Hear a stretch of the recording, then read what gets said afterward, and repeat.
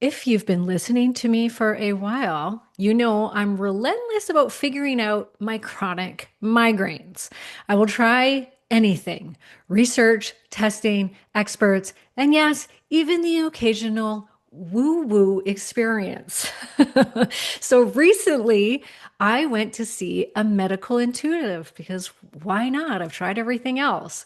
I know it's not everybody's cup of tea, and a lot of people wouldn't believe in this, but I'd heard incredible things about this woman, and I was extremely curious. And during our session, she told me several times that my vagus nerve was driving a lot of my health issues, and that one of the biggest drivers behind my chronic migraines wasn't hormones, wasn't my neck, wasn't many different things.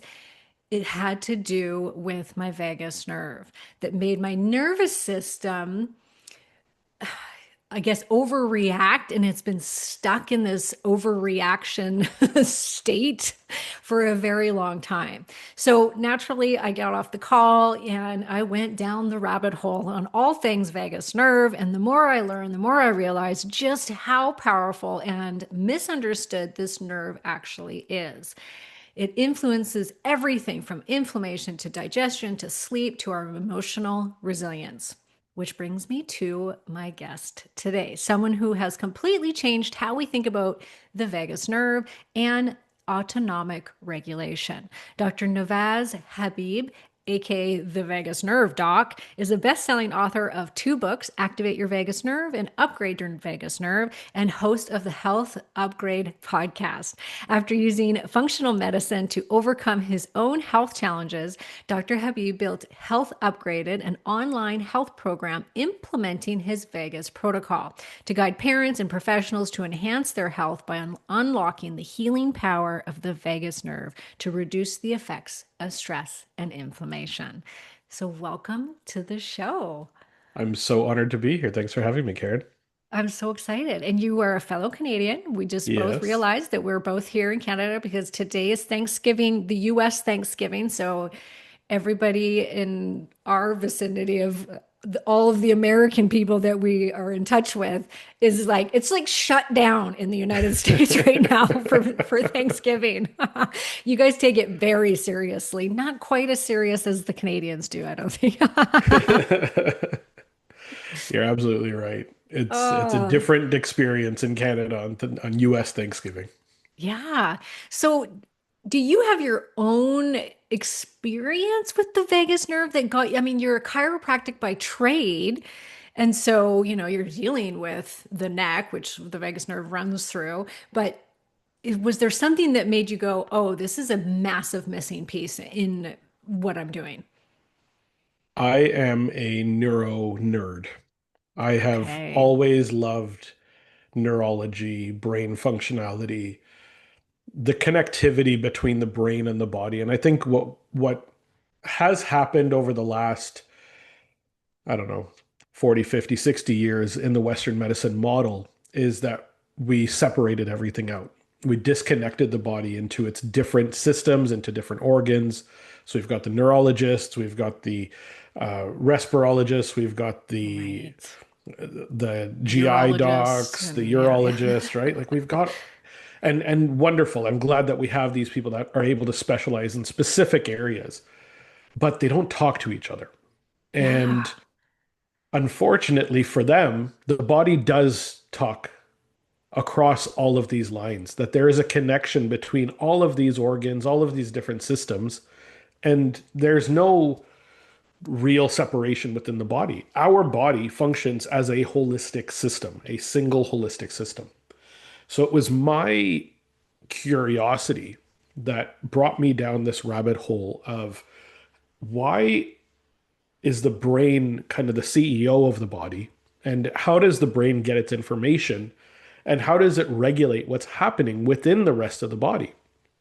And the nerve that stuck out by a long shot was the vagus nerve. It is so unique.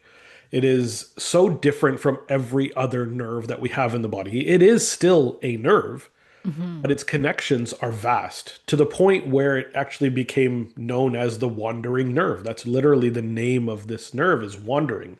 So let's talk 100 years ago, a couple hundred years ago, anatomically, this nerve was traced out, right? So they're looking at this nerve from an anatomical perspective. They're seeing it come out from the neck or from the Both brainstem. It goes sides. down through the neck on both sides. We have two vagus nerves, one on each side. Yeah. It courses alongside the carotid artery and jugular vein in the neck, which is different from every other organ in the body or every other nerve in the body. No other nerves are located there. So it's just so closely in. If you find your pulse, you're literally within a couple of millimeters of your vagus nerve, your pulse in your neck.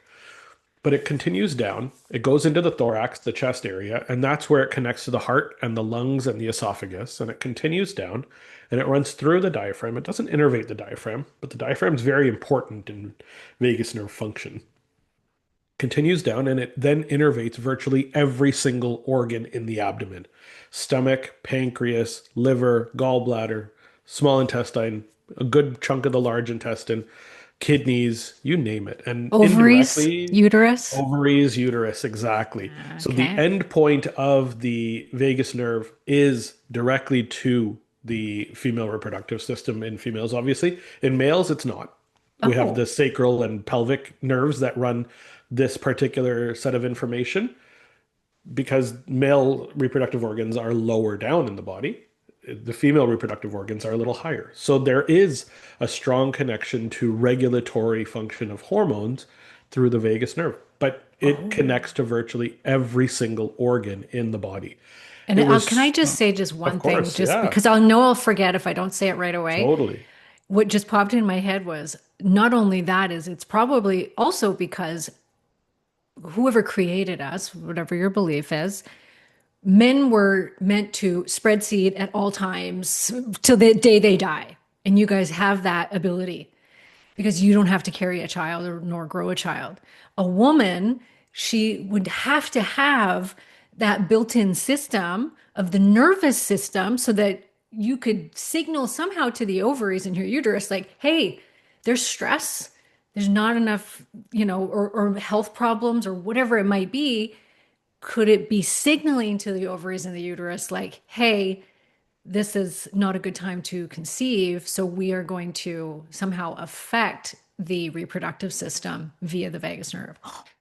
Couldn't have put that together better. Like Really? that's Okay, that's exactly so right. I exciting. I Okay. honestly and I've been asked fun questions and I'll always answer. I wasn't there for the design process. I'm Right. here for the discovery process. Yeah, And we're trying to figure it out, but that just makes sense to it me, does. It right? does. It's so simplified down to there are different patterns that happen in males and females, and we know that there are sex differences. And there's times where our bodies are being told now is not a good time to do this, right? Yeah, You're trying yeah, to grow another human in your body. You need to have the right situation in order for that to occur in as effective a manner as possible. We're not creating and laying dozens of eggs. That's not how we function. We function one, maybe two or three at a time. And you have to have the right circumstances, the right setup for that to occur. mm, Now, one fun misnomer about this vagus nerve, and really it's the vagus nerve came from the word vague because anatomically, from a macro perspective, they didn't know what it did. It did everything, okay. hence vague or vagus. All right. The vast majority of the signals on the vagus nerve are not going brain to body. They're going body to brain. 80% of the signals on the vagus nerve are coming up from the organs to the brain, Oh, from the gut, from the liver, from the lungs, from the uterus, up to the brain. That's huge it's like we're sending because the emails to the brain majority of the way, but the brain isn't necessarily sending us nearly as many emails to the rest of the body, I like to think of, and messages. I kind of mentioned it earlier, the brain is like the CEO of the body. But the CEO can only make good decisions if the information that's making it up to the brain is good and effective. So we've got the VP sales, we've got the VP marketing, we've got the HR team, we've got all these, the IT team, and all of them are sending their information up to the brain. And the brain then sends out a mass email saying, hey, this is what we're going to do. Here's how we're going to go. This is the position. This is how we're going to function. Let's do that. But what if that information is not getting to the CEO effectively? What if the vagus nerve is not as functional as we want it to be? And what would cause that to happen in the first place? Well, in a business, a CEO that doesn't get good information isn't going to be able to make good, effective decisions, Hmm. right? So Hmm. that email that goes out is going to be inaccurate to what's really, truly happening. In the same exact way, our body needs to get this information up effectively. So, what we have to look at is because this is a nerve, it has what's called tonality. It has a signaling capacity that it should get to. And if we can get to that 100% level of signaling capacity, then we know that the information that's being passed on it is optimal. And most people are born with a relatively high level of signaling capacity, a high vagal tone, if you will, right? Tonality, tonicity. We're talking about the signaling capacity of the nerve. I like to think of it like an electrical wire, right? And we have thick electric wires and we have thin electric wires. And sometimes these wires get frayed. The quality of the nerve matters. The quality of the wire matters, right? So if a rat comes and eats, nibbles on a bit of that uh, insulation around the wire, then the signaling capacity of that nerve goes away. Now, that's not going to happen in our body directly, but the signaling capacity of that nerve or that wire decreases due to certain circumstances. And these are stressors. So I know I'm kind of leaning into the this whole thing and we're going down the rabbit hole right away. But I Yeah, want to talk good. about what causes vagus nerve dysfunction because that's where a lot of people don't understand how vagus nerve truly works. Yeah, yeah. And that's what was my biggest question for you was like, I just don't understand the mechanism of action of Mhm. how is it that we're kind of wrecking, so to speak, our vagus Yeah, nerve. Like, I don't get yeah. how this happens. It's a multifactorial process, and that's why it's a little bit more complicated to fully understand. So, the answer to the question of what causes vagus nerve dysfunction broadly is stress. Stress is the issue. Yes, the job of the vagus nerve is to decrease our reaction to stress and bring us into a calm state, and we'll talk about what that means in a second. But when the stress burden is so significant, it causes the nerve to wear down. So I like to think of it kind of like the brakes in your car. So we've got an accelerator and we've got the brakes. The accelerator is going to make us go. We come towards a stop sign or a red light. We have to push the brakes to calm down. So we've got two sides to the autonomic nervous system. Those are the sympathetic nervous system, which is the accelerator in our body. And that allows us to go towards kind of handling stressors. So when there is a stressor, we push the accelerator, we move in the direction of solving that stressor.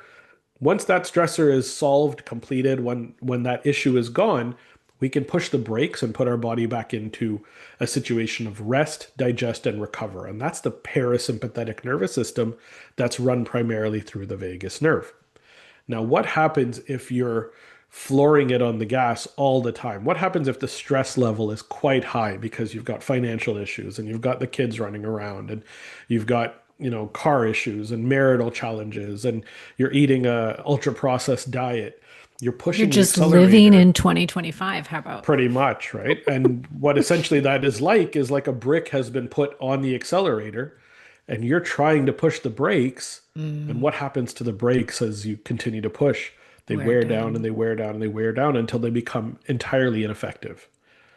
The same type of situation is happening in the vagus nerve, where the stress levels are so high and we're dealing with constant chronic stressors that are not resolving and we're not seeing it in a way that is resolvable. So what happens? Vagus nerve signaling decreases. Vagus nerve's capacity to put us into that brakes, slow us down at the red light, at the stop sign decreases. And so sadly, we start cruising through and it becomes almost dangerous around us. So what we need to do is we need to start to understand that what are these stressors? What are these classifications of things that are causing us to have our foot on the accelerator or for that brick to be placed on the accelerator? And how can we create circumstances to rebuild the brake system, rebuild the vagus nerve signaling capacity within the body? So let's look at the stressors first. I like to break it down into four different areas because we tend to, when we say stress, we tend to think of kind of day-to-day stress that people are experiencing. Finances, kids, car, traffic, business, whatever it is. These are stressors that are happening day to day. I call them the emotional daily stressors because they're affecting our emotions, they're pushing us over the edge in certain ways, and those are not ideal. There's three other areas we need to look at. Number one is psychological stress. What happened in the past that created or scuffs on the lens through which you see the world? Were you sadly the victim of a crime? Have you uh, experienced adverse childhood trauma? Have you experienced major stressors in the past that essentially scuff those lenses, scuff your worldview to feel like things may not be safe? Hmm. Safety is the driving feeling that enables the vagus nerve to turn on. If you don't feel safe, your vagus nerve can't turn on. Safety What? drives vagus nerve functionality. This is a whole theory from a psychological perspective called the polyvagal theory. And it's been produced by Dr. Stephen Porges. Just a wonderful explanation from a psychological standpoint as to what causes vagus nerve dysfunction. Safety drives vagus nerve functionality. Okay, so the vagus nerve isn't the one that's driving the dysfunction, so to speak. Like it's not overreacting, it's that it's not actually being able to be used because of the stress state. Not acting enough because we're in this stress state. And is it the chemicals that we release when we're stressed, like noradrenaline, cortisol, that is when we say stress is affecting it, is it these chemicals, this overproduction of these chemicals that's driving that? It's not the neurotransmitters per se or Okay. the hormones per se. It's the inflammatory triggers, the inflammatory signals that are driving that. So it's actually inflammatory cytokines, IL-1 beta, IL-6, Right. TNF alpha. Those are the inflammatory markers. Okay. And when these hyper-inflammatory, chronic inflammatory issues are constantly going and not being reduced, not being pushed down, not being suppressed by body systems. It's the vagus nerve that does that, by the way. Then the inflammation becomes chronic and it wears it down further. It breaks it down faster. So your breakdown almost accelerates in a exponential way. Once the stressor becomes so big, it becomes much more challenging to break that or to fix it. But what's driving the inflammation? The hormones and the And so neurotransmitters? these are all the stressors. So there's the psychological stress, there's the daily emotional stress, there's physical stress. Physical Yeah, stress has a lot to right. do with movement, muscle functionality. Do you have enough protein in your diet? Are you building enough muscle? What's your longevity looking like? What's your micronutrient status internally? And then biochemically, we're talking about toxins that are entering from the gut. We're talking about the personal care products that might contain things that we didn't know were Hmm. in them, right? We're talking about the environmental, like the air, the indoor air quality that we are dealing with issues. And, you and I are in Canada. It's snowing right now where I am. We're not opening our windows. Indoor air quality, Hmm. as we know, is significantly worse unless we're filtering it out and cleaning it out. So how close do you live to the highway, right? What's being sprayed on your food? These are all chemical toxins. All of these things, and I think I forgot to mention microbiome. Microbiome cannot be understated just how important this is. I know you had Karen Krishnan on recently. Yes. When there is dysbiosis in the microbiome, vagus nerve dysfunction significantly accelerates Wow. because the microbiome speaks to your brain through your vagus nerve. It is Right. a direct path through the vagus nerve to the brain that the microbiome speaks to us. So there was a really interesting study that was done. They created these germ-free mice, essentially. They raised these mice without any microbiome, had they were literally in like a vacuum. There was no microbiome, no bacteria, viruses, anything around them at all. And they measured their vagal tone and their HRV, which is the marker of autonomic nervous system, and they had virtually zero variability, like virtually zero vagal tone, vagal functionality. The vagus nerve was shut off essentially in these situations. And then they inoculated these germ-free mice with a healthy microbiome, Yeah. and HRV spiked through the roof. vagus nerve turn back on. The vagus nerve is involved in the biochemistry of microbiome functionality. It's involved heavily on the psychological side of things in terms of that feeling of safety. And it's Hmm. involved heavily on the mental health side of things as well. Not to mention that it also runs the rest, digest, recover parasympathetic nervous system. And it is the crux of a system known as the cholinergic anti-inflammatory pathway. That's how we control inflammation in our body. So I'm not crazy by overstating that the vagus nerve is central to our ability to control inflammation, enter a state where it enables healing to truly occur, because we cannot heal when we're stuck in a sympathetic state. We need to be able to feel safe, create a safe environment, move enough, and enable ourselves to have resilience to emotional stress. And those are the key factors that enable you to bounce back from all of the stressors that are around us. We need to create a level of anti-fragility, and the vagus nerve is key to making that happen. So walk us through an example. So let's use me as the example, of course.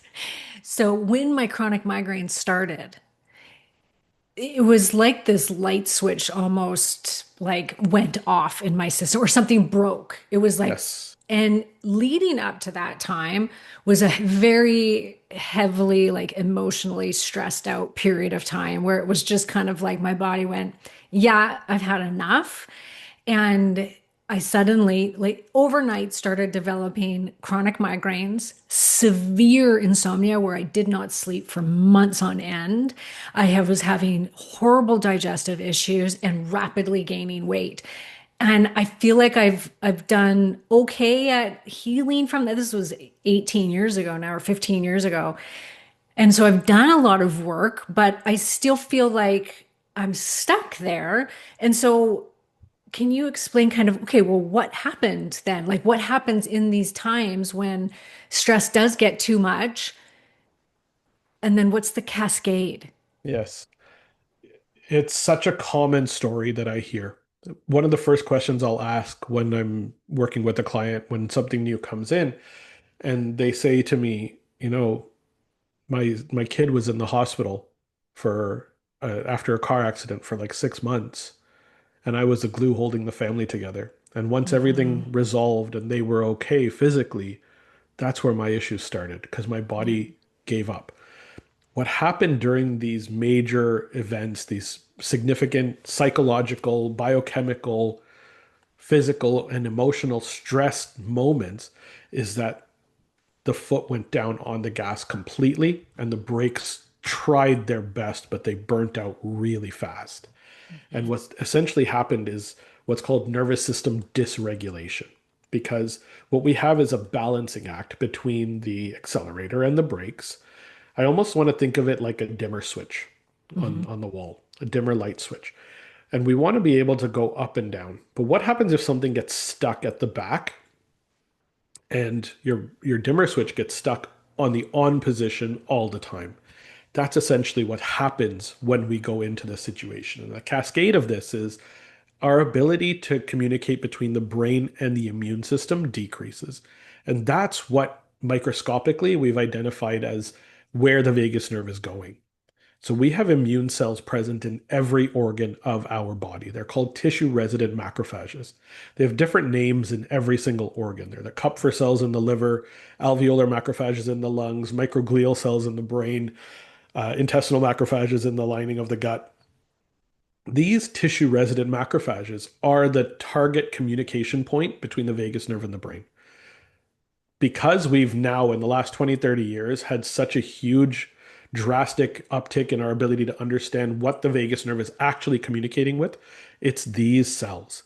And their role is to tell us what's happening with regards to biochemical, physical, emotional stressors and the inflammation that's present within those organs. Is there damage or is there a survival mechanism that's been triggered in that organ or in that tissue?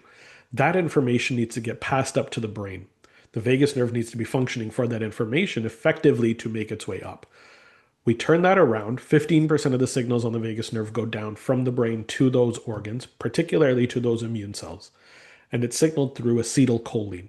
Acetylcholine is the neurotransmitter that's utilized by the vagus nerve. Oh, Acetylcholine binds to a receptor on these immune cells called the alpha 7 nicotinic acetylcholine receptor. We don't need to get into this. There's no tests after this episode of the podcast.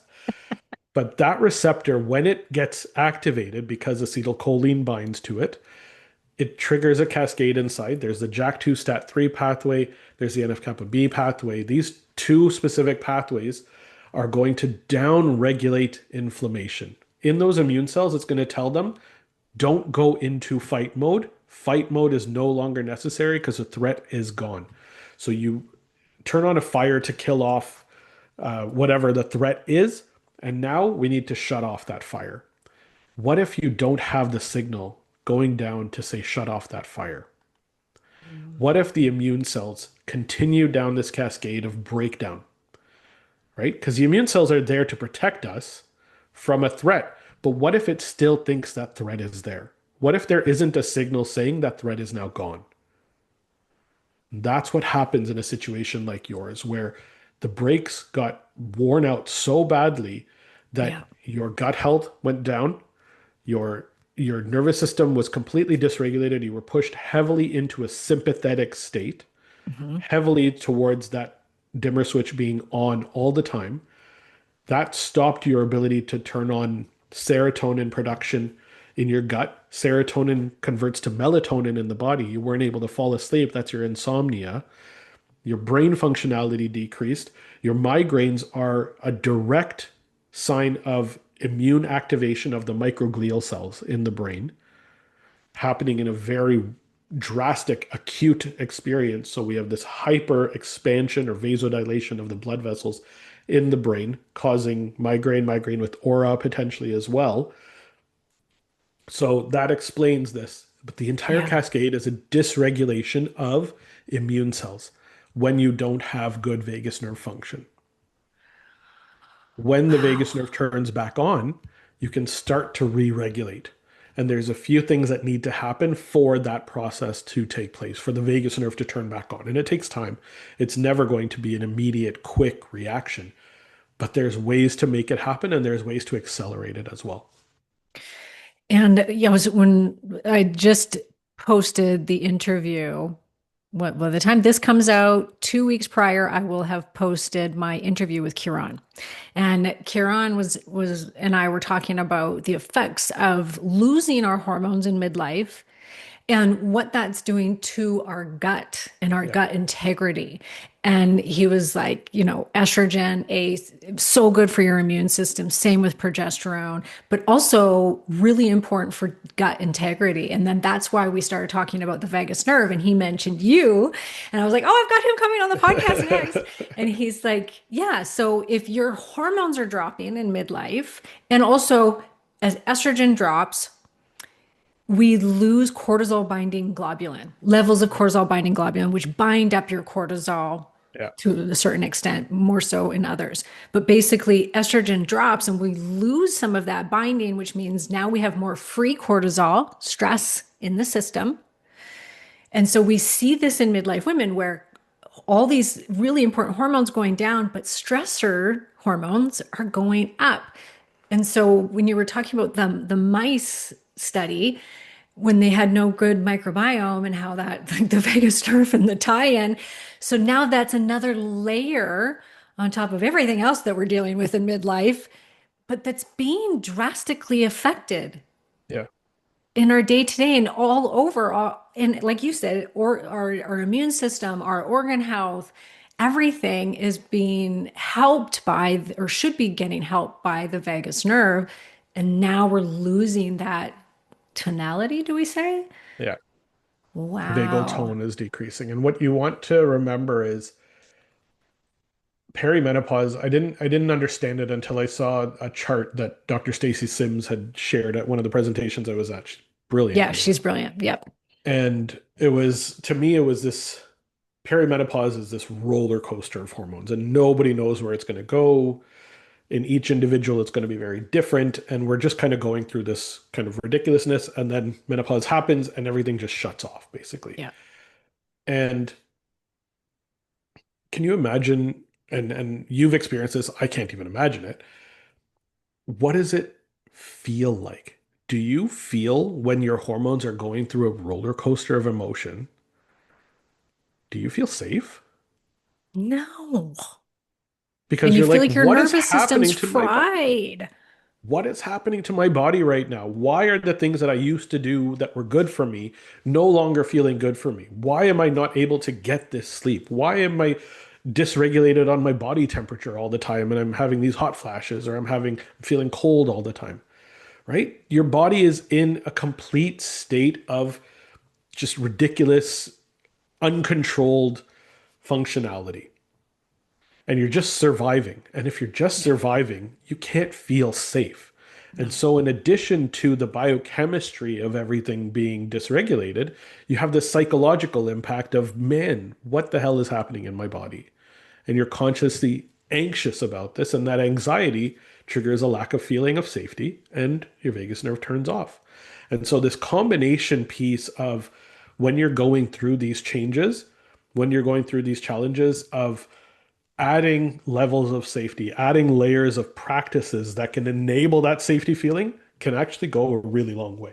Hmm. We've Hmm. got a couple of really great friends that wrote a couple books on hormone regulation and perimenopause and things like that. And without fail, vagus nerve activation practices have been beneficial for virtually every single one of their clients. Oh, wow. That's so interesting. And I was just at a conference actually, and I was listening to Dr. Jessica Petros. I don't know if you're familiar with her, but her presentation was on mast cell activation Yes.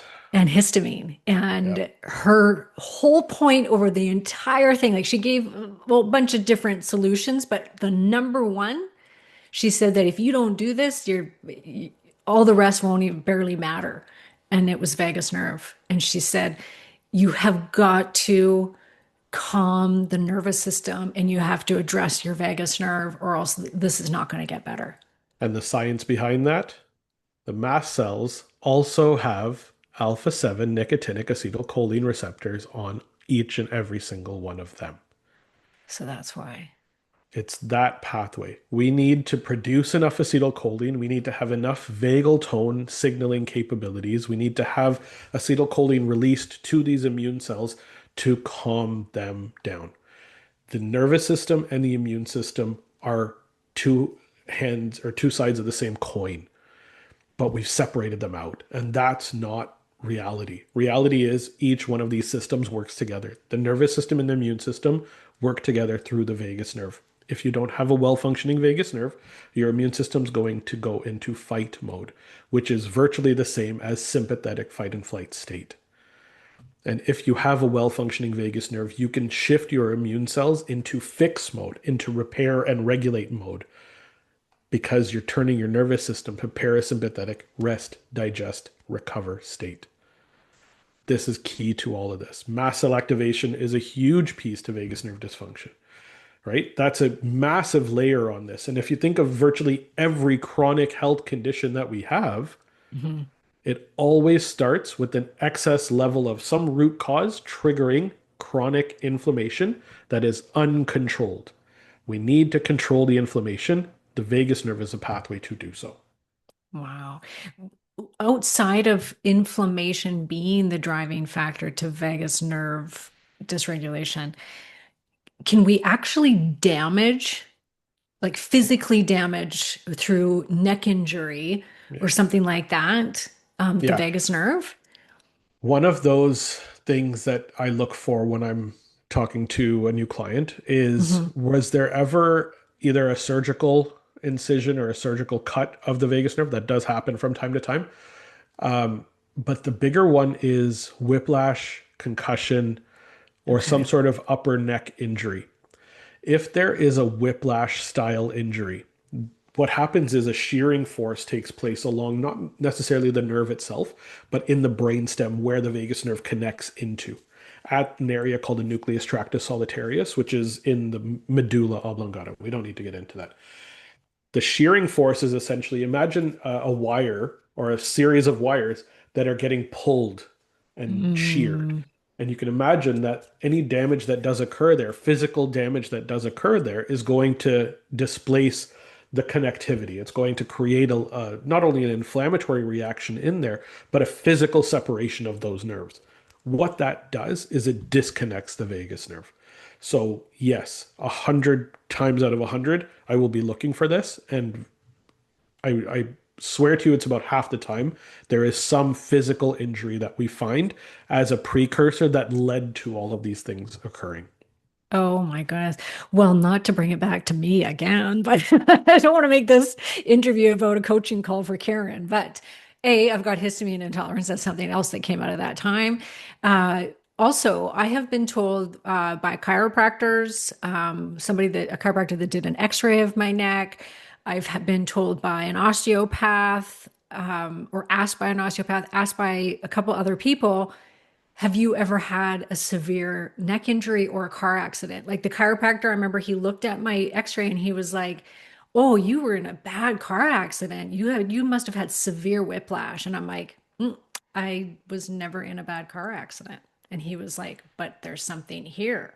So And postural issues can even play that role. Yeah. oh, okay. Yeah. I Yeah. was like, I don't know. And like I said, over the last probably 15, 20 years, I've had a couple of different practitioners pick up on this. And I'm like, Yeah. I don't recall being Yeah. in a bad car accident, or some accident where I had concussion, but I think One maybe it of could have happened.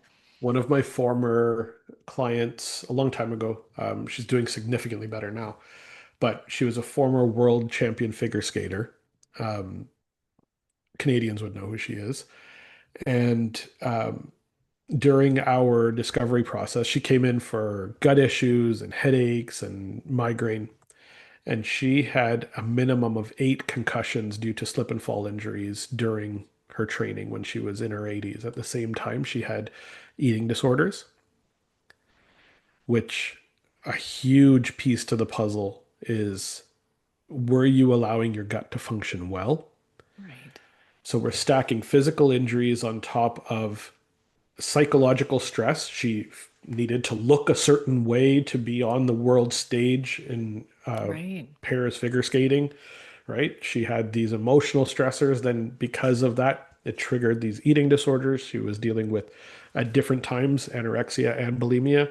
And if you don't turn on your gut by providing the right nutrition and getting the good amount of calories in and making sure that your gut functionality is unidirectional, meaning in through the mouth and out through the butt, what if it's happening the opposite way? You're actually sending an entire signal to your vagus nerve that it needs to stop working and actually go in the wrong direction.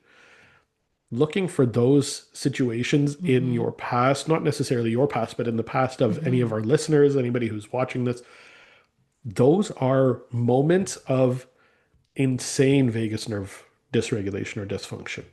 Wow. And those are the pieces to the puzzle that need to be identified. Because once you understand those, then you can do something about it. Because now you understand that there was a crux moment, there was a nexus event that triggered this entire process to take place. In some situations, there's not a physical issue, there's not a psychological issue, but you know, there were lots of little words that came from mom and dad that, oh, you're not looking the way that we want you to look, or something's not right. And that can be enough for some people, right? Yeah. But we need to be able to look at this in a holistic fashion and try to figure out on an individual basis where those things are, because ultimately what my job is to help empower you to go out and do what you need to do and understand that there was a root cause. We can move Mm-hmm. past it, and now let's make the changes that are necessary for your body to turn on your vagus nerve again and get healing, turn your body into this healing process. Yes. And I feel like when we go upstream, they say, in functional medicine, it's like, oh, you've got a thyroid problem. Oh, you've got histamine. You've got this, you got this. It's like, and then when we just look at the gut, or we just look at the thyroid, or we just look at the adrenal system. And I feel like going upstream, the top of this is the vagus nerve. It's such an important inflection point overall. When there is vagus nerve dysfunction, you are primed for everything to go downhill. Hmm. Hmm. Yeah. So what do we do about it, Yeah. right? What do we do about it? I know Good we've Lord. thrown a lot of like it's all bad news and nothing's going to happen. No, this is No, no, absolutely not true at all, right? what about just quickly the mental health piece? Like Yeah. if somebody's had a kind of a lifetime of, or at least an adulthood of battling depression and anxiety, how often do you see that a lot of that is stemming from a vagus nerve dysregulation? It's virtually every single time. Okay. Yeah, And it that's what has I to do figured. with the fact that the vagus nerve is connecting body and mind. And Hmm. oftentimes these situations are a disconnection of body and mind to the point where, let's say, some of the more common habitual things of having some sort of mental health issue are your sleep is completely dysregulated. You're not getting good sleep. Your sleep hours are completely off. You're tired during the day. You're wired at night and you're up and you're moving around. Even though you're not feeling like doing things, you're still, things are just off. Everything feels completely off.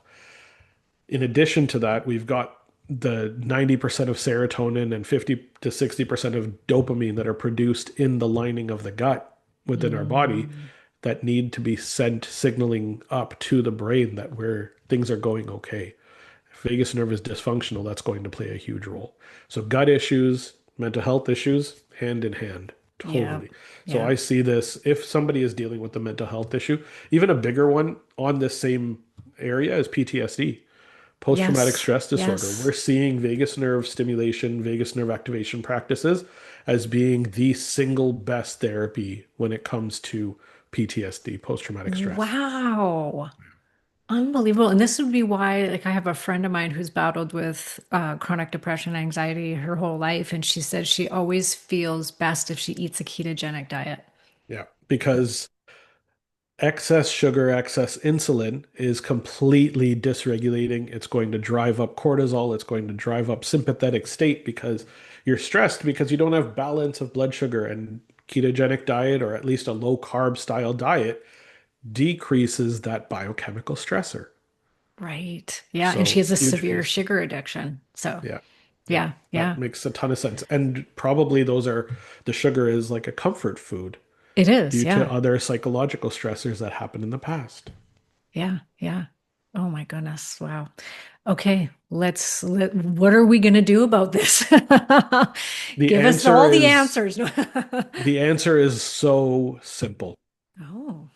And that's the best part about this, right? We've kind of thrown a lot of stuff out here saying that there's a lot that knocks us down. Hmm. The answer begins and ends with the breath. How you breathe dictates whether you're turning on your sympathetic state or your parasympathetic state, whether you're turning on your vagus nerve or not. It is your breath pattern that determines all of this. And every exercise that anybody has ever recommended across the board comes down to regulating your breath again. So the breath is key. So let's break it down. As we inhale, it's like pushing the accelerator. As we exhale, we're pushing the brakes. So inhales bring our heartbeats slightly closer together and they speed up our heart rate. And as we exhale, it's like things go, and we calm down. So you can imagine if there's a loud sound or a bright flash, something catches your attention. The immediate reaction is, what is that? Let me tighten up, tighten the fists, breathe in to the chest, inhale, hold your breath, mouth breath immediately. Mhm. And then you realize it's not a big deal. The thing is gone, and you go, sigh of relief. With that sigh of relief, you're turning your body back into parasympathetic mode. That's exaggerated, obviously, when those situations happen, but every single time you breathe, you're going slightly sympathetic, slightly parasympathetic, slightly sympathetic, slightly parasympathetic. Now, what if that breath pattern is dysregulated? What if you're actually not breathing effectively? So, your breath needs to be three things. Your breath needs to be nasal. We need to be breathing through our nose. Our nose is our breathing tube. Our mouth is our eating tube. We don't have teeth in our nose. We don't have nose hairs in our mouth. Breathe through your nose. Thank Ideally God. in and out, but you can exhale through your mouth. Obviously, when you're speaking, you're not breathing as much through your nose, but your nose is your primary inhalation tube for sure. Because the breath through the mouth, I find gives me anxiety. Like if I'm like, That's exactly right. yeah, yeah, Yeah. yeah, drives And in up. addition to that, it dries out your mouth. It causes bacterial dysbiosis in your mouth. It allows for the bacterial levels to increase. It causes your nitric oxide levels in your body to decrease. And there's a whole cascade of other things that happen through mouth breathing. So we should be breathing through our nose. That's number one. Number two, how are you breathing? Which muscles are you using? Which pattern are you breathing with?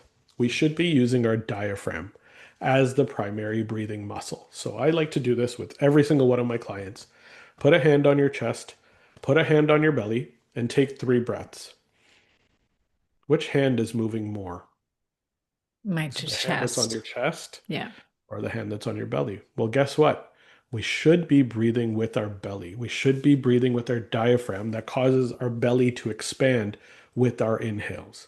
If we're breathing primarily chest breaths, what we're doing is we're using our accessory breathing muscles, which are our traps and our scalenes and our rhomboids and our upper back muscles. And how many people, particularly females, have these tight upper back muscles all the time? Not only is it postural dysfunction from being on TikTok and texting all day, it also comes down to your breath pattern is using these muscles that are not supposed to be the prime drivers of your breath. The diaphragm is the prime driver of breath. So you need your breath to be nasal and you need your breath to be diaphragmatic. We need to be breathing through our belly. So reteaching that diaphragmatic belly breath is key to making that initial shift happen. The third thing comes down to inhale versus exhale ratio. How much time are you spending inhaling? How much time are you spending exhaling? Very simply, shorter inhales, longer exhales. Because when we inhale, we're pushing the accelerator, and when we exhale, we're pushing the brakes. What if you just start doing 3 seconds in and 6 seconds out?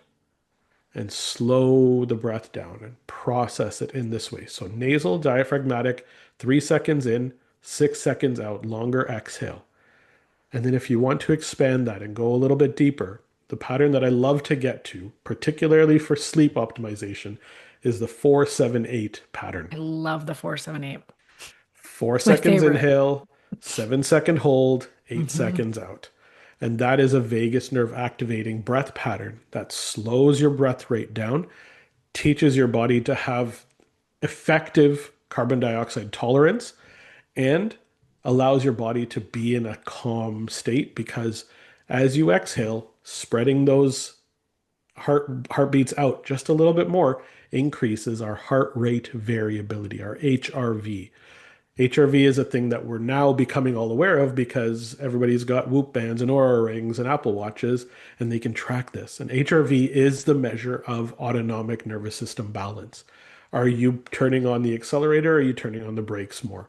And what's happening? And the higher your variability, the higher the HRV, the more you're turning on your vagus nerve. If your HRV is low, and don't compare it to other people, but if Okay, I you're was going to ask noticing that that. it's on a Yeah. lower end, then that is a sign that we're stuck more in a sympathetic state. Now, each person can shift, and each person, we don't compare between people and don't compare between devices. The number itself doesn't matter. What we want, a good HRV is better than yesterday.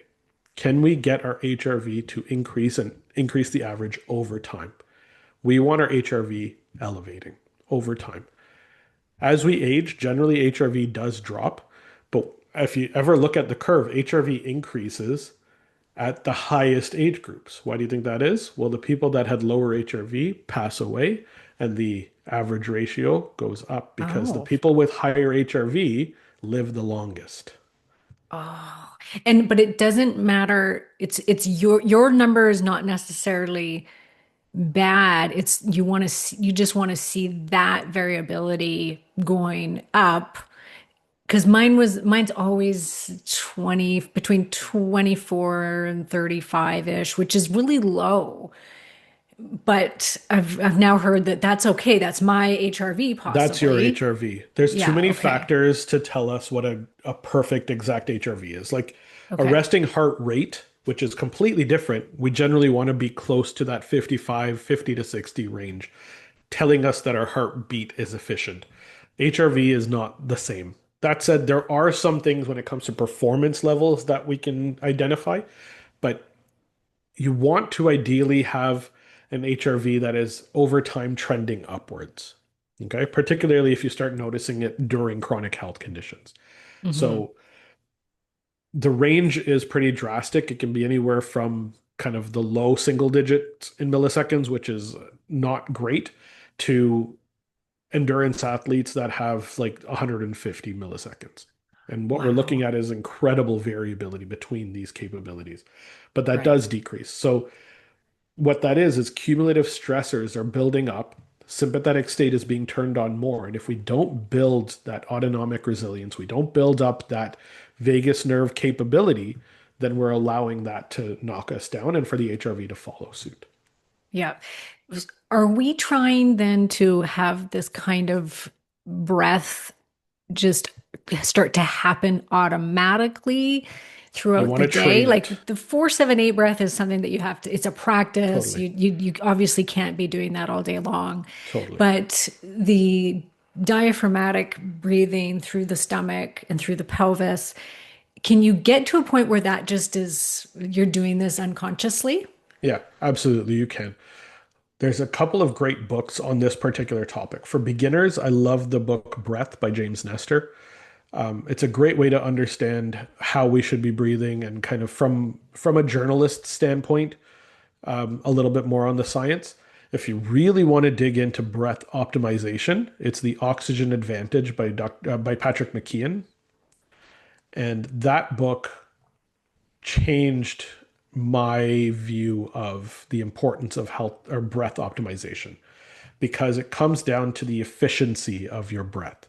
And it comes down to a factor that you can measure very, very easily for free, which is your BOLT score, your body oxygen level test, BOLT. And that BOLT score is a number that you measure in seconds from when you take a couple of regular breaths, not deeper breaths than normal. And as soon as you exhale, you start a timer and you hold that exhale until you feel the first urge to take a breath. And that number of seconds dictates how efficient your body is in managing a higher increasing level of carbon dioxide within your body. As you become more efficient, that time will increase. And we want to get to Mm. a point where our breath is almost so efficient that we can wait between 30 and 40 seconds before we feel the first urge to take that breath. Most people are sitting in the teens for a number Yeah. of seconds, right? Most people are between 12 and 20 seconds where they feel that first urgency to take a breath. So measuring your BOLT score is a wonderful way to identify what your breathing pattern is now. And there are specific breath training practices that I talk about in the books and that you can do through certain apps like the Oxygen Advantage app that help to train that out to create more efficiency. Some of them are breath hold practices, some of them are breath training practices. There's lots of different things. If you really do want to increase this, we're talking about a 10 to 15-minute practice daily to initiate that. But if you can invest that, you can extend your life significantly by doing Oh, so.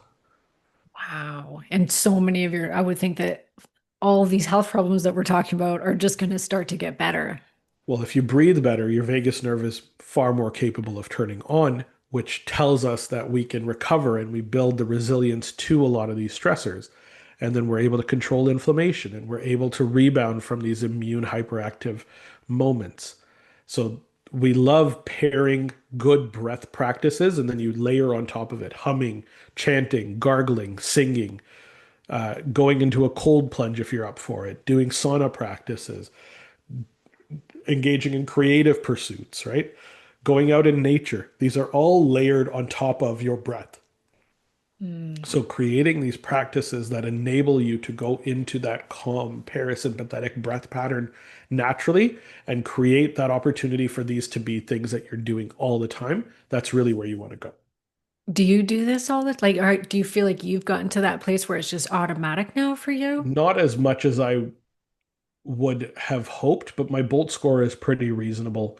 Yeah. And my cardiovascular efficiency is up to the point where like my Aura ring tells me that cardiovascular health is 1.5 years younger than my Right. chronological age. I want to Yeah. create more efficiency. Yes, absolutely. I could be doing better, but I've gotten to the point where my general breath is nasal, diaphragmatic, longer exhales. What about with the people that you're working with that start these practices? How, like, we live in a society where we want the quick fix, right? And so Yeah, for people to stick to practices like this, I know, and I'm speaking this with experience, right? Speaking to this totally. with experience, which is I'll start doing, like after I saw the medical intuitive, I was YouTubing all of these different vagus nerve things and I was doing it every night. And I noticed nothing Yeah, within like 4 weeks. I'm like, no, I don't notice anything. So I stopped doing it, yeah. which is And terrible. And I don't do what Karen does. Do as I say, not as I do. I love it. A lot of the practices are foundational, and so that's actually it's a great kind of point. That's the reason why I have two books on the same topic, Okay. because I wrote the first book, which is Activate Your Vagus Nerve, based on all of these foundational practices, everything layered on top of breath being the key to all of this. And I very much so believe that those are still the foundational practices that need to be happening on a daily basis, but they weren't moving the needle as quickly as I would have liked for Hmm. my clients until I came across vagus nerve stimulation. Yes. And that was what prompted me to write book number two, which is Upgrade Your Okay. Vagus Nerve. And it was vagus nerve stimulation that helped to accelerate the experience that these people were entering a vagus nerve activated state and enable that healing practice. It was layered on top of these breathing practices. So, yes, we're still doing the foundational things. We might not be doing them as often because our lives are hectic and things are challenging, and plugging in 10 or 15 minutes of breathwork practice on a daily basis can be very challenging for a lot of people. But what if you could just pick up an electrical device and in 2 minutes electrically stimulate your vagus nerve while you're doing your breath practice and have virtually the same effect as doing 20 minutes of meditation? What if that was something that was available to us? Well, turns out the technology is there. Bioelectric medicine has gotten there. Vagus nerve stimulation is something that We're has seeing more and profoundly more. positive effects, and we're seeing it all over Instagram and we're seeing it all over these things. And just today, I was actually watching Tim Ferriss is talking about vagus nerve Yeah. stimulation. Miranda Well, I Kerr was, uses her I was just device, going to and get into that with you because I yeah, listened to his Tim yeah, Ferriss's episode with the guy that wrote The Great Nerve. yes, Kevin And Tracy, yeah, and they were talking about bioelectric medicine. And I'm yeah, like, this is so fascinating. yes. And the electric or the vagus nerve stimulators. And something that he said was there's certain ones, not the one that you are talking about, but he was talking about other ones where he said it's actually impossible to be activating the vagus nerve with these some of these things. But that said, he said, yet some people are getting benefits from it. Sometimes it's just enough to take the moment to breathe that somebody wasn't doing, and the electrical stimulation is just the prompt or the anchor to enable that to occur. Okay.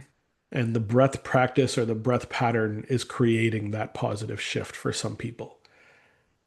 That said, we have proof that the electrical stimulation does activate the vagus nerve. We've seen action potential ENG measurements that are showing that the nerve is being stimulated when the electrical stimulation is on. So, depending on the device, I always recommend going for the highest researched device when you're going for a non invasive device. Kevin Tracy, just as a side note, does have a business that is involved in implanted vagus nerve stimulators, which of course you're going to be stimulating the vagus nerve if you implant it. But how many people want to implant a vagus nerve stimulator? It's a It's great in fascinating certain cases. conversation. It really Everybody go is. listen to that Tim Ferriss Yeah. because he Yeah. talks about these implants that they're putting in. So they put it inside your neck. He says, I think it's the size of like an almond or something like that. Omega 3 capsule, exactly. Yeah. Omega-3 capsule. Yes, that's what it Yes. was. And he talks about this client that he had that went and did did the study in Amsterdam, and she had had this knee injury when she was a teenager, which then led to chronic IBS and all of these problems, and her life was ruined. And she had been to all of these different places, and I'm probably butchering this story, but anyway, she had the implantation done, and within a very short period of time, all of her symptoms were eradicated, Yeah. basically. Yeah. It's crazy. So I love the fact that we've gotten to the point where these implanted devices are now available. Yeah. But It was approved non-invasive, by the FDA it for was rheumatoid FDA. arthritis. That's right. So far. And I Yeah, so imagine far. it's going to go pretty significantly down like the PTSD tunnels and the mental Yes. health side of things and the gut health things. Wonderful, I'm wonderful. like, give it to me. But Implant it, somebody. but the non-invasive devices are almost as effective with as minimal a requirement of use as people Probably would a lot hope. less money. Exactly. Exactly. So the And so the money is a one you big just held piece. up, everybody's Yes. listening. So you just held up what's called the True Vega. True Vega. Yes. So True Vega is one that you hold to the neck, and Yes. it is it the same as a TENS machine? No, it's a different Okay. stimulation. So this Okay. uses a sine wave in a very particular pattern. It's 25 hertz or 500 500 hertz pulsed at 25 hertz. And it's a sine wave, and it's been designed and researched over years. My podcast co-host JP Erico is one of the inventors of the device, so I learned all about what their story was on inventing this non-invasive therapeutic. And it came down to, can they utilize the right electrical wave to get the vagus nerve activated, but not the C fiber so that they don't affect the heart, and to not affect the muscles in the neck in a painful manner, the same way that a TENS unit would. Right. So it's a Okay. different electrical stimulation. And then you just place it, as long as you place it correctly, you're going to get the vagus nerve stimulated effectively. Now, this one, there's ones that you can kind of you wear around your neck. There's ones Yep. that you put in your ear. Yes. This one you have it's a handheld. Yes. How long why was it not put into something that could be hands off? In an ideal world, they would have thought about it. It just wasn't thought about, but it's a two Okay. minute stimulation. So for Oh, two okay. minutes, you're holding it. You're not holding it there for 10 minutes. You're not holding it for a significantly long period of Okay. time. And there are some claims out there that bilateral stimulation is better than unilateral. It's not true because the vast majority of the signals are going up to the brain. So you're still getting the brain stem stimulation occurring even from a single sided stimulation. So a hands-free device would be wonderful. I would love that, right? Because you can then go do other things while you're stimulating. But what if that time was actually just meant for you to take 2 minutes to breathe while you're stimulating with a Right. handheld device? What if it's just 2 minutes of not doing other things? Yeah, yeah, right. Right? Oh, I had a patient who what said, a "This isn't novel working for idea. me." Yeah, I had a patient who said, "This isn't working for me. Why isn't it working?" I said, "When are you doing it?" She said, "I'm in the car and I'm driving and I'm at the red light and I'm taking 2 minutes to do this." And I'm like, in what world are you calm and breathing for 2 minutes while you're sitting at the red light, while you're rushing to go pick up your kids or be here or there? We had to just reshape the habitual kind of lifestyle patterns in which this was being plugged in, put it on her bedside table, and all of a sudden she's sleeping effectively and getting a great night's rest and not feeling as dysregulated. And then what if there were gut issues? Then we plug it in before your meals and we can help turn on the digestive system to enable that to occur. And in just 2 minutes, we can enable that shift to occur far more readily. So the reason I think it had to do with not doing the hands-free device was the portability of a handheld device is far easier. It's like a cell phone, basically carrying that around. It's much easier to travel with, and a one-sided stimulation does just as much as you need. You don't need generally a two-sided stim And it is one of the ones that's most researched. So I have by prior far. to this, I've been researching these devices because I listened to the Tim Ferriss episode. I knew I was having you come on. So I was like, I want something like this. Yes, And so I've been researching all of the devices out there, and they actually have one that's prescription for yes, migraines. The Gamma Core device. Which is really So, expensive. yes, How does that differ from Truvaga one? um, Truvaga. I'll do this in the easiest way possible. Same company. Great. Truvaga is the same company as Gammacore. Okay. Great. So Without same giving it thing. away, Yeah. that's That's why. Okay. there's not a whole lot of difference between them. Yeah. So what about the Pulsetto? So that's a very popular one. It's less, ex it seems like it's the least expensive in most cases. In most cases, it is, but It's you can hands off. imagine potentially why it's the least expensive is Mm, because it is, I don't know. I don't think I can say. Um, okay. It's just that the build maybe is a little cheaper. We'll say I'll say it. And is it the same wavelengths or is it different? Is it Supposed to follow it, but let's just say the okay? components may not be as Yeah. high quality as you want them to be. Yeah. And they have no research backing up their claims. Zero. In fact, No. they've been caught faking research, which is Mm, sad. which is sad. Yep. Yep.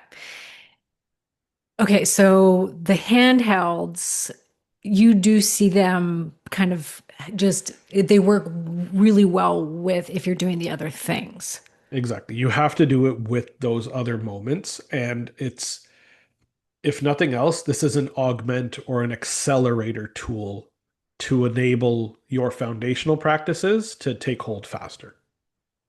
But they don't, but it's not available in Canada, you told me before we started talking.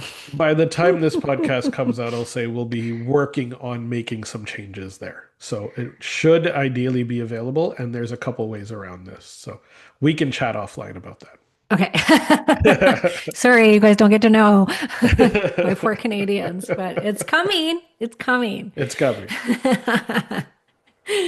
Well, I just like the idea of using these tools that we have nowadays, right? Yeah. And so I'm always up for, yeah, if we can throw something in to help, then Yes. why not? You know, Totally. if we can Totally. afford to do it, then I'll take all the help that I can get with my poor little vagus nerve.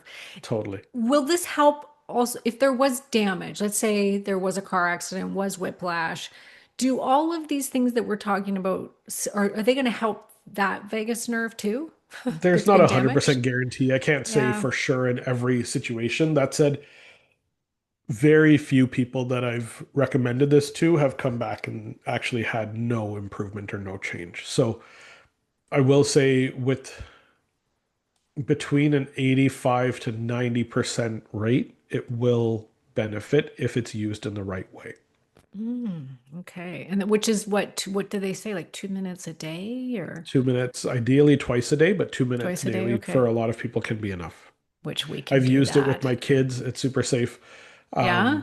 Yeah, my 8-year-old now, who was 6 at the time, had some vision issues of convergence insufficiency, and being the curious nerd that I am, in addition to her vision therapy 12-week protocol that we were doing, I added vagus nerve stimulation in, just doing 2 minutes at night to help her sleep and all these fun things. And what ended up happening at her 12-week reassessment, the doctor, the optometrist, said to me, "What did you do? What was different?" I said, "Well, I stimulated her vagus nerve." And she said, "I have never seen a kid progress through a 12-week protocol this fast." Oh, wow. They expected her to have to go between 20 to 30 sessions. And in 12 sessions, she was beyond what could, like, was no longer diagnosable with convergence insufficiency. Wow. And how often do you see that it's helping both the breath work and this with chronic insomnia? Oh, the number one thing that I hear is I slept significantly better. I haven't slept like this in years. That's the number one is sleep. And the reason for that is the vagus nerve is most active when we're sleeping because the sympathetic nervous system essentially goes offline. Melatonin has an effect of shutting down the sympathetics. So it essentially says, accelerator, you're Hmm. not working, and we're going to allow the brakes to do its job. And when you sleep, the vagus nerve is on and capable of doing its work. Well, guess what? They go hand in hand. When you turn on the vagus nerve, you sleep better. When you sleep better, you're giving the vagus nerve an opportunity to heal more. Healing can only happen in a parasympathetic state. We cannot heal when we're stuck in sympathetic fight or flight mode. So we need to do everything in our power to enable that parasympathetic healing mode to turn on the vagus nerve and enable that because that's where we build resilience. Sleep is key. Wow. And just so for my listeners know too, like we have a lot of speakers on that are talking about their products, and if I believe in it, then I want them to come on and talk about it for sure. But just so everybody knows, you're not an investor in this company, you're not selling this device. This is something that your co-host for your podcast was in the help them to develop, but you Neither are of separate from us. this. Yeah. I am separate from it. I have spoken for the company. So Hmm. full Yep. disclosure, like I am Because you believe a in it. speaker on behalf of it, but I use it with my clients, and that's why I did it in the first place. I would never speak for something that I don't believe in. Yeah, This one I yeah, do. yeah, yeah. No, I hope I can get it. And I'm so glad that I didn't buy one of the other ones because it's Black Friday right now and I was this I close know, because they have so a big close. sale on all of them. And I'm like, okay, I'm just going to do it. I'm just going to buy it and see if it works for me. So I'm really glad that I didn't before talking to you. Like, oh, thank goodness. Absolutely. Yeah. Absolutely. And so what you do have though are communities, Yeah. programs that have to do with the vagus nerve. You've got your books. So tell us about how people can work with you. Yeah. Go to healthupgraded.com to learn more about our online programs, our community, and the support that we provide. Everything is based around my Vegas protocol, which is validate, activate, gut brain immune optimization, unburden, and sustain. We do kind of a holistic view of optimization of your vagus nerve and enabling you to enable it to enter that healing mode in a community that is safe, comfortable, and everybody's kind of working together to feel their absolute best. So that's where you can work with me. You can learn more Mhm. about me and the books at Instagram is probably the best one, Dr. Navaz Habib. And take a look at the books. Activate your vagus nerve and upgrade your vagus nerve. Those are the two. If you want a starting point for beginners, start with Activate because that gives you kind of the science in a simplified manner. It's really somehow we've sold about 100,000 copies of that book, which I never expected to happen, but Wow, good for it's a you. really cool thing because it resonated. So It that's did, yeah, exciting. obviously. Yeah, and I think in order for people to commit to doing these types of things that are so hard to measure in the beginning of is this working, is this not working? But if you understand the science behind it, because even just this conversation today makes me just go, oh my gosh, I got to get back doing this because Totally. look at how important this is. So when we understand the science and the impact that this could have on our health, then you're more driven to do it. So to Yeah. understand it, I think has to come first. No question about it. And Yeah, and I'm all about education first. Understand why you're doing it, and that will enable and empower you to make the lifestyle and habitual changes to include it in your day-to-day life. amazing. I'm so glad had you come on the show. I'm so glad that my Menno bestie, Zora, introduced me to Oh, you. that's right. That's And right. I of forgot course, about that's the Zora. way the world works, the universe works, Yes. because I was been so into the vagus nerve in the last couple of months. And then she's like, I just interviewed this really fascinating guy about the vagus nerve. I'm like, connect me with him. And so Love it. I'm really glad you came on the show. I appreciate all of your wisdom on this, and I look forward to having you back one day. Thanks so much.